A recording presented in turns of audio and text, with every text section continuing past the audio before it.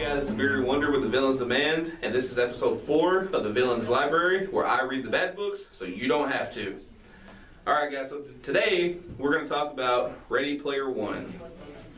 This book is by Ernest Cline, and they actually are making a movie directed by Steven Spielberg. It comes out March 28th, I believe, and I think I run the movie for myself, honestly.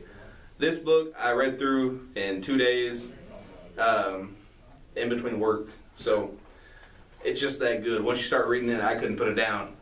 So the whole book revolves around this billionaire named James Halliday, and he's created this online virtual reality known as the Oasis. Now, the real world is like a dystopian future.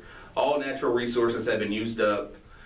People live outside big cities, and they live in these things called stacks, which are basically trailers that are stacked on top of each other, and they might go like 15 trailers tall, some of them do.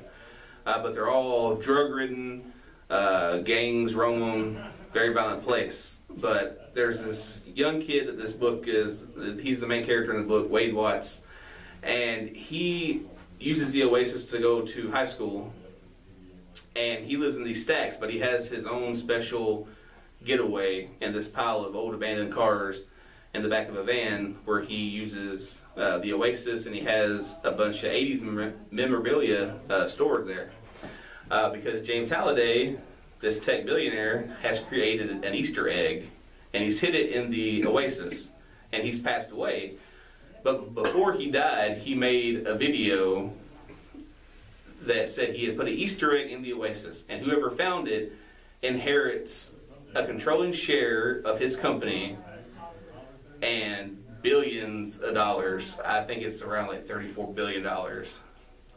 So everybody in the world, of course, starts looking for this Easter egg in the Oasis. But the thing is, Wade Watts doesn't have a lot of money, and things in the virtual world cost real world money.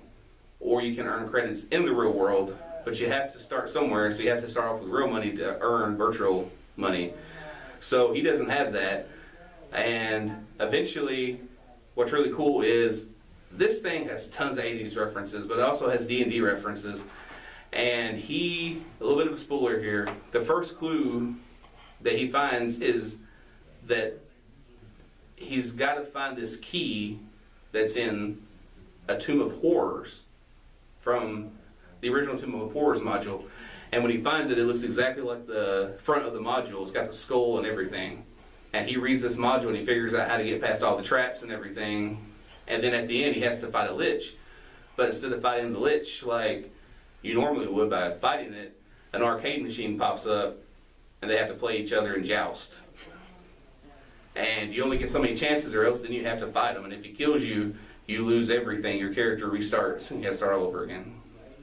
So I just love this book. It was so interesting.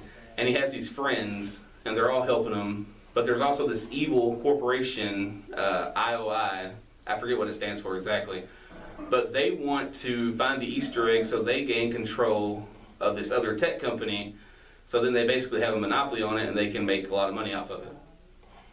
And they have their own team of hunters, and they're all well funded. But this kid spent so much time in the 80s. At one point, part of getting through this gate with the key, because there's 3 keys and 3 gates that you have to get to the final Easter egg. And one of them is Ferris Bueller's Day Off, and he has to go through the whole movie, and you have to recite lines, and he plays Ferris Bueller's character, and you have to act out the entire movie. That's the only way through the gate, and if you fail, you get kicked out, and you have to start all over again, or you die. I'm not really sure. It never really explained what happened if you failed the gate. I'm assuming that you died. But this book is just so much fun. It's just, that's all I can say. It's a fun book, and I'm pretty sure I run the movie for myself, because I'm pretty sure the movie's not going to live up to this book. So if you get a chance to read Ready Player One, maybe wait till after you see the movie, because if it's like Dark Tower, you're going to be disappointed by the movie. Alright guys, this is the Bearded Wonder signing off. You guys keep reading.